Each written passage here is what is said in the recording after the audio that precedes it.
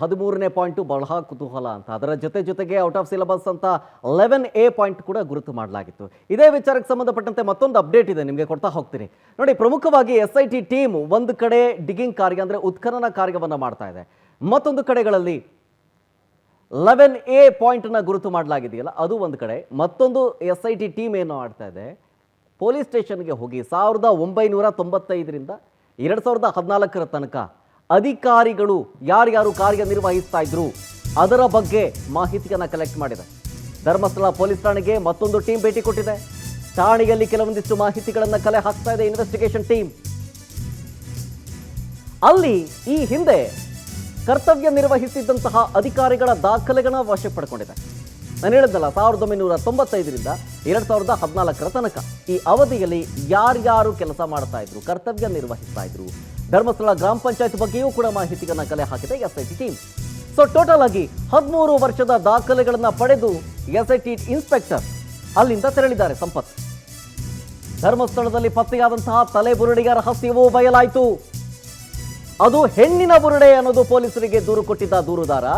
ಆದರೆ ಅದೇನು ಅನ್ನೋದು ಪೊಲೀಸರು ಬಟಾಬಯಲು ಮಾಡಿದ್ದಾರೆ.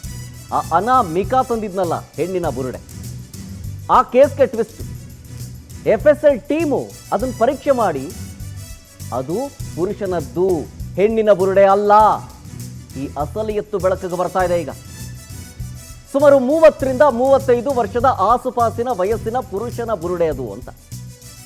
ಸಾವಿನ ಅಸಲಿಯನ್ನು ತಿಳಿಯೋದಕ್ಕೆ ಬೆಂಗಳೂರಿಗೆ ಬುರುಡೆಯನ್ನು ಕಳಿಸಲಾಗಿತ್ತು. ಬೆಂಗಳೂರಿನ ವಿಕ್ಟೋರಿಯಾ ಆಸ್ಪತ್ರೆಗೆ ಬುರುಡೆಯನ್ನು FSL ಟೀಮ್ ಕಳಿಸಿತ್ತು. ಪರೀಕ್ಷೆ ಮಾಡಾಯಿತು, ಅದು ಹೆಣ್ಣಿನ ತಲೆಬುರುಡೆ ಅಂತ ಹೇಳಿದ್ದ ಅನಾಮಿಕಾ. ಈಗ ಅದು ಹೆಣ್ಣಿನ ತಲೆಬುರುಡೆ ಅಲ್ಲ ಸ್ವಾಮಿ, ಅದು ಪುರುಷನ ತಲೆಬುರುಡೆ ಹೀಗನ್ನೋದನ್ನು ಕನ್ಫರ್ಮ್ ಮಾಡ್ತಾ ಇದೆ. ಅಲ್ಲಿಗೆ ಬುರುಡೆ ತಂದಂತಹ ಅನಾಮಿಕಾ ಬುರುಡೆ ಮಾತುಗಳನ್ನು ಆಡ್ತಾ ಇದ್ದಿದ್ದು ಬಟಾ ಬಯಲಾಗಿದೆ. ನನಗೆ ಪಾಪ ಪ್ರಜ್ಞೆ ಕಾಡ್ತಾ ಇದೆ ಅಂತ ಹೇಳ್ಬಿಟ್ಟು ತಂದಿದ್ನಲ್ಲ, ಎಲ್ಲವೂ ಬುರುಡೆ ಕತೆ ಅಂತೇಳಿ ಜಗಜ್ಜಾಹೀರಾಗ್ಬಿಟ್ಟಿದೆ. ಇದ್ರ ಬಗ್ಗೆ ಡಿಸ್ಕಸ್ ಮಾಡ್ತಾ ಹೋಗ್ತಾ ಇದ್ದೆ ಶ್ರೀಗಳ ಜೊತೆಗೆ, ರಾಕೇಶ್ ಸರ್ ಜೊತೆಗೆ. ಸೊ ಕಂಟಿನ್ಯೂ ಮಾಡ್ತಾ ಇದ್ದಾರೆ. ಶ್ರೀಗಳೇ, ನೀವು ಹೇಳ್ತಾ ಇದ್ರಿ ಈ ವಿಚಾರಕ್ಕೆ ಸಂಬಂಧಪಟ್ಟಂತೆ ಒಂದಷ್ಟು ವಿಚಾರಗಳ ಬಗ್ಗೆ ಮಾಹಿತಿಯನ್ನು ಹಂಚಿಕೊಳ್ತಾ ಇದ್ರಿ.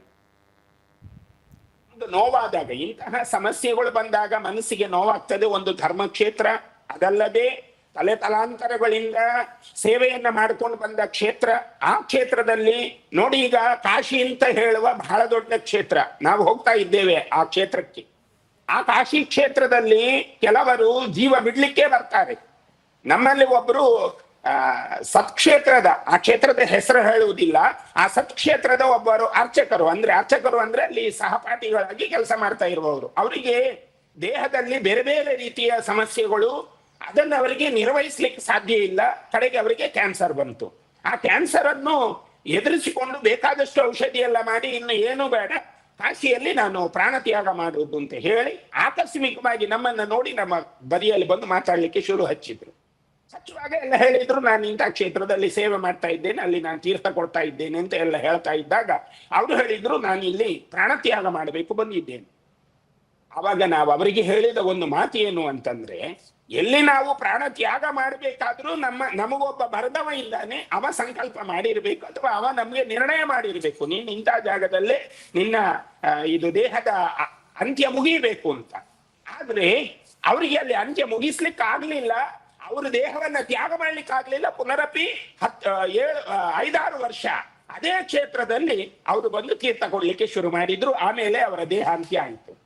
ಪ್ರಶ್ನೆ ಇರುವುದೇನು ಅಂತಂದ್ರೆ, ಸತ್ತು ಹಲವಾರು ಮಂದಿ ಮೋಕ್ಷಕ್ಕಾಗಿ ಒಂದು ಕ್ಷೇತ್ರಕ್ಕೆ ಹೋಗ್ತಾರೆ, ಅಲ್ಲಿ ದೇಹವನ್ನ ತ್ಯಾಗ ಮಾಡ್ತಾರೆ. ಆ ದೇಹ ಅನಾಮಿಕವಾಗಿ ಉಳಿಯುತ್ತೆ, ಅದು ಹುಳ ಹಿಡಿಯುತ್ತೆ ಅನ್ನುವ ಕಾರಣಕ್ಕೆ ಆ ಭಾಗದ ಗ್ರಾಮ ಪಂಚಾಯತಿನ ಅಥವಾ ಪೊಲೀಸ್ ಇಲಾಖೆಯ ತನಿಖೆಗೆ ಹೋಗಿ ಅದನ್ನ ಮಣ್ಣು ಮಾಡುವ ಸನ್ನಿವೇಶಗಳು ನಿರ್ಮಾಣ ಆಗ್ತದೆ. ಇದು ನಾವು ಹೇಳ್ತಾ ಇರೋದು ಬಹಳ ಹಿಂದಿನ ಘಟನೆ. ಈಗ ಹೇಳ್ತಾರಲ್ಲ, ಅದು ಫಾರೆಸ್ಟ್ಗೆ ಯಾಕೆ ಹೋಯ್ತು, ಅದು ರೆವಿನ್ಯೂ ಜಾಗಕ್ಕೆ ಯಾಕೆ ಹೋಯ್ತು ಅಂತ ಎಲ್ಲರೂ ಕ್ವಶನ್ ಮಾಡ್ಬೋದು. ನೋಡಿ, ಒಂದು ಕಾಲದಲ್ಲಿ ಜಾಗ ಹೂಳ್ಲಿಕ್ಕೆ ಜಾಗ ಇಲ್ಲದಿದ್ರೆ ಯಾವುದೋ ಒಂದು ಸರ್ಕಾರಿ ಜಾಗ ಸಿಕ್ಕಿದ್ರು ಅಡ್ಡಿ ಇಲ್ಲ ಅಂತ ಅಲ್ಲಿ ಹೂಳುವಂತ ಪರಿಸ್ಥಿತಿ ಇತ್ತು.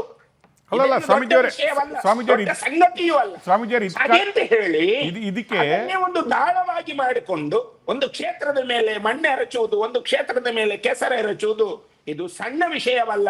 ಆದ್ರೆ ನಾವು ನಾವು ದೇವರನ್ನ ನಂಬುವವರು, ಅಪರಿಮಿತವಾಗಿ ದೇವರನ್ನ ಪ್ರಾರ್ಥಿಸುವವರು. ಹಾಗಾಗಿ ನಮ್ಮಲ್ಲಿ ದೇವರ ಅಪೇಕ್ಷೆ ಇಷ್ಟೇ, ದೇವರಲ್ಲಿ ನಮ್ಮ ಅಪೇಕ್ಷೆ ಇಷ್ಟೇ. ಇದಕ್ಕೆಲ್ಲಕ್ಕೊಂದು ಮುಕ್ತಾಯ ಮಾಡಿಬಿಡು ಭಗವಂತ ಅಂತ. ಸ್ವಾಮೀಜಿ, ಇಲ್ಲಿ ಈ ಏನಕ್ಕಾಗಿ ರೆವಿನ್ಯೂ ಲ್ಯಾಂಡ್ ಅಲ್ಲಿ ಹೂಳಲಾಗಿತ್ತು ಮತ್ತೆ ಏನಕ್ಕಾಗಿ ರಿಸರ್ವ್ ಫಾರೆಸ್ಟ್ ಅಲ್ಲಿ ಹೂಳಲಾಗಿತ್ತು ಅನ್ನೋದಕ್ಕೆ ನಾವು ಡಾಕ್ಯುಮೆಂಟ್ ಮುಖೇನ ಜನರಿಗೆ ತೋರಿಸಿದ್ವಿ. ಯಾಕಂದ್ರೆ 2006ರವರೆಗೆ ಧರ್ಮಸ್ಥಳದ ಬೆಳ್ತಂಗಡಿಯಲ್ಲಿ ಹಿಂದೂ ರುದ್ರಭೂಮಿ ಇರಲಿಲ್ಲ ಅನ್ನೋದನ್ನು ತೋರಿಸಿದ್ವಿ ನಾವು. UDR ಆದ ಎಲ್ಲಾ ಅನಾಥ ಶವಗಳನ್ನು ಧರ್ಮಸ್ಥಳದಲ್ಲಿ ರೆವಿನ್ಯೂ ಲ್ಯಾಂಡ್ ಅಂದ್ರೆ ರಿಸರ್ವ್ ಫಾರೆಸ್ಟ್ ಅಲ್ಲಿ ಹೂಳಲಾಗ್ತಾ ಇತ್ತು, ನೇತ್ರಾವತಿಯ ಅಕ್ಕಪಕ್ಕ ಅನ್ನೋದನ್ನು ಡಾಕ್ಯುಮೆಂಟ್ ಮುಖಾಂತರ ನಾವು ತಿಳಿಸಿದ್ವಿ.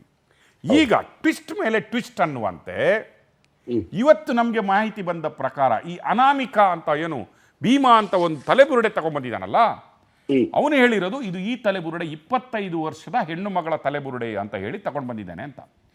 ಈಗ ನಮಗೆ ಬಂದ ಮಾಹಿತಿ ಪ್ರಕಾರ ಆ ತಲೆಬುರುಡೆಯು 40ರಿಂದ 45 ವಯಸ್ಸಿನ ಗಂಡಸಿನ ತಲೆಬುರುಡೆ ಅನ್ನೋದು ದೃಢಪಟ್ಟಿದೆ ಅನ್ನುವ ನ್ಯೂಸ್ ಇದೆ.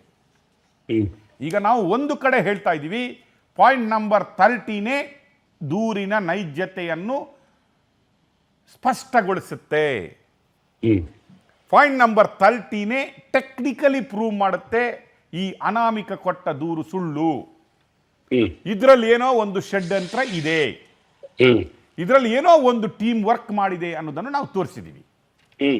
ಇವತ್ತಿನ ವರದಿ ಪ್ರಕಾರ ಆ ತಲೆಬುರುಡೆನೇ ಹೆಣ್ಣಿದ್ದಲ್ಲ, ಗಂಡಿದ್ದು ಅನ್ನೋ ಮಾಹಿತಿ ಸಿಗ್ತಾ ಇದೆ. ಏನಂತೀರಿ ಇದಕ್ಕೆ ನೀವು? ಇದು ಒಂದು ಷಡ್ಯಂತ್ರ ಅಂತ ನಾವು ಆರಂಭದಿಂದಲೇ ಇದನ್ನು ವ್ಯಾಖ್ಯಾನಿಸ್ತಾ ಇದ್ದೇವೆ. ಇದು ದೇವಳದ ಮೇಲೆ ಮತ್ತು ಒಂದು ಧರ್ಮದ ಮೇಲೆ ಕೂರಿಸಿದಂತಹ ಅಪವಾದ ಅಂತ ನಾವು ಆರಂಭದಿಂದಲೂ ಹೇಳ್ತಾ ಇದ್ದೇವೆ. ಇದರಲ್ಲಿ ಎಳ್ಳಿನಿತು ಸತ್ಯ ಉಂಟು ಎನ್ನುವುದನ್ನ ನಾವು ನೋಡ್ಲೂ ಇಲ್ಲ, ನಮ್ಗೆ ಅದು ಕಾಣಲೂ ಇಲ್ಲ.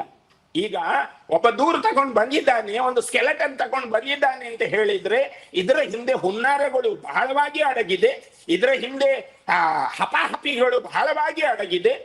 ಇದರಲ್ಲಿ ಒಂದು ರೀತಿ ಇಲ್ಲದಿದ್ರೆ ನೋಡಿ, ನಮ್ಮ ಕರ್ನಾಟಕದ ಪೊಲೀಸರು ತುಂಬಾ ಪ್ರಸಿದ್ಧಿಯನ್ನ ಪಡ್ಕೊಂಡವರು, ಇಡೀ ಜಗತ್ತಿನಲ್ಲಿ ಅವರಿಗೆ ಕೀರ್ತಿ ಇದೆ. ಎಲ್ಲೋ ಕೇರಳದ ತಗಲಾಕೊಂಡು ಕೇರಳದವರು ಇದರಲ್ಲಿ ಇದ್ದಾರೆ ಅಂತ ಹೇಳಿ ಕೇರಳದಿಂದ ತನಿಖೆ ಮಾಡಿಸಿ ಅಂತ ಹೇಳುವ ಹುನ್ನಾರ ಯಾಕೆ ಬಂತು?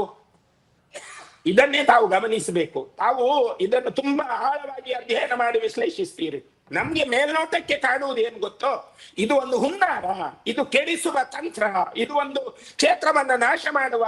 ಅಂದ್ರೆ ಇಲ್ಲಿ ಏನ್ ಬರುತ್ತೆ, ಕ್ಷೇತ್ರದಿಂದ ಧರ್ಮಾಧಿಕಾರಿಗಳು ಮಾಡಿಕೊಂಡು ಬಂದಂತಹ ಒಳ್ಳೆಯ ಕೆಲಸಗಳೆಲ್ಲ ಇದರಲ್ಲಿ ಮಣ್ಣು ಕೊಚ್ಚಿಕೊಂಡ ಹಾಗಾಗತ್ತೆ ಅನ್ನುವ ಒಂದು ಮನಸ್ಥಿತಿ ಬರುತ್ತೆ. ಆದ್ರೆ ಧರ್ಮ ಅನ್ನೋದು ಇದೆಯಲ್ಲ, ಅದು ಯಾವತ್ತೂ ಕೂಡ ಒಂದು ಕ್ಷೇತ್ರವನ್ನ ಹಾಳಾಗ್ಲಿಕ್ಕೆ, ನಾಶ ಮಾಡ್ಲಿಕ್ಕೆ ಬಿಡಲ್ಲ ಎನ್ನುವುದು ಇದು ಒಂದು ದೊಡ್ಡ ಒಂದು ಸಾಕ್ಷಿಯಾಗಿ ನಮ್ಮ ಕಣ್ಣೆದುರು ನಿಲ್ಲತ್ತೆ. ನೋಡಿ, ಒಂದು ಕ್ಷೇತ್ರವನ್ನ ಹಾಳು ಮಾಡಬೇಕು ಹೇಳಿ ಯಾವ ಆಂಗಲ್ಗಳನ್ನ ಪಡ್ಕೊಂಡಿದ್ದು ನೋಡಿ, ಎಲ್ಲಿ ಮಟ್ಟದವರೆಗೆ ಬಂತು. ಇವತ್ತು ಒಂದು ಪತ್ರಿಕೆಯನ್ನು ಓದಿದಾಗ ಆ ಪತ್ರಿಕೆಯಲ್ಲಿ ಮುಂದಿನ ಷಡ್ಯಂತ್ರ ಬಯಲಾಗತ್ತೆ. ಏನು ನೀವೇ ಹೇಳಬೇಕದನ್ನ. ಏನು ಅಲ್ಲಿ ನಡೆದಿರುವಂತಹ ಸೇವಾ ವ್ಯವಸ್ಥೆಯಲ್ಲಿರುವಂತಹ ಅಭಿವೃದ್ಧಿ ಯೋಜನೆ ಅದು ವಿಶ್ವ ಎನ್ನುವುದನ್ನ ಆ ಪತ್ರಿಕೆ ಹೊರತೆಗೆಯುತ್ತದೆ. ಹಾಗಿದ್ರೆ ಇದು ಏನು ಷಡ್ಯಂತ್ರ? ಈ ರೀತಿ ಒಂದು ವ್ಯವಸ್ಥೆಯನ್ನ ನಾಶ ಮಾಡಿ ಸರ್ಕಾರದಿಂದಲೂ ಮಾಡ್ಲಿಕ್ಕೆ ಅಸಾಧ್ಯವಾದ ಕಾರ್ಯವನ್ನ ಒಂದು ಕ್ಷೇತ್ರ ಮಾಡಿದೆ. ಅದು ಕರ್ನಾಟಕ ರಾಜ್ಯ ವ್ಯಾಪಿ. ಅದು ಅವರಿಗೆ ಯಾವಾಗ ರಾಜ್ಯಸಭಾ ವ್ಯವಸ್ಥೆ ಸಿಕ್ಕಿತು, ಅದರಿಂದ ಇವರು ದೇಶವ್ಯಾಪಿ ಮಾಡ್ಬೇಕನ್ನುವಂತ ನೋಡಿ, ಅವರು ಒಳ್ಳೆ ಮನಸ್ಸಿಗರಾದ್ರಿಂದಲೇ ಬಹಳ ಹಿಂದುಳಿದ ಬೀದರ್ ಪ್ರದೇಶಕ್ಕೆ ಎಲ್ಲ ರಾಜ್ಯಸಭಾ ನಿಧಿಯನ್ನ ಹಂಚಿದ್ದು. ಅವರು ಎಲ್ಲಿಯಾದ್ರೂ ಧರ್ಮಸ್ಥಳಕ್ಕೆ ಕೊಟ್ರ ಅದನ್ನ, ಆ ನಿಧಿಯನ್ನ? ಇದನ್ನಾದ್ರೂ ಯಾರಾದ್ರೂ ಒಂದು ಕಣ್ಣೆತ್ತಿ ನೋಡಬೇಕಲ್ಲ ಆ ಮಹನೀಯನ ಕಾರ್ಯ. ಅಂದ್ರೆ ತಾನು ಮಾಡುವುದು ಇಷ್ಟು ಸಾಕಾಗೋದಿಲ್ಲ, ಇನ್ನು ನಾನು ಹೆಚ್ಚು ಮಾಡಬೇಕು. ಅದು ಎಷ್ಟು? 76, 78 ಈ ಇಳಿ ವಯಸ್ಸಿನಲ್ಲೂ ಕೂಡ ಅವರ ಯೋಚನೆಗಳು, ಅವರ ಕಾಳಜಿ ಅರ್ಹವಾಗಿ ಅವರ ಆ ಸ್ಥಾನದಲ್ಲಿದ್ದಾರೆ. ಹಾಗಾಗಿ ಅಂತಹ ಒಬ್ಬ ದೈವಾಂಶ ಸಂಭೂತನ ಮೇಲೆ ಈ ರೀತಿ ಅಪಚಾರಗಳನ್ನ ಎಸಗಿಕೊಂಡು ಅವರ ಬಿಳಿಯ ವಸ್ತ್ರವನ್ನ ಕಪ್ಪು ಮಾಡ್ಲಿಕ್ಕೆ ನೋಡಿದ್ರಲ್ಲ, ಇದನ್ನ ಧರ್ಮದೇವತೆಗಳು ಖಂಡಿತ ಬಿಡ್ಲಿಕ್ಕಿಲ್ಲ ಎನ್ನುವ ವಿಶ್ವಾಸ ಇದೆ ನಮ್ಗೆ. ನಿಜ ಎಕ್ಸಾಕ್ಟ್ಲಿ. ಥ್ಯಾಂಕ್ ಯು ಶ್ರೀಗಳೇ, ಇಷ್ಟೊತ್ತು ಪವರ್ ಟಿವಿ ಜೊತೆಗೆ. ಥ್ಯಾಂಕ್ ಯು ಸ್ವಾಮೀಜಿ, ಥ್ಯಾಂಕ್ ಯು, ನಮಸ್ತೆ. ಸರ್ ಓವರ್ ಆಲ್ ಆಗಿ ನೋಡೋದಾದ್ರೆ ಈಗ ಅದೇನೇ ಮಾತಾಡ್ತಾ ಇದ್ರು ಶ್ರೀಗಳು ಅಂದ್ರೆ ನಾನು ಈಗ ನಿಮ್ಗೆ ಹೇಳಿದೆ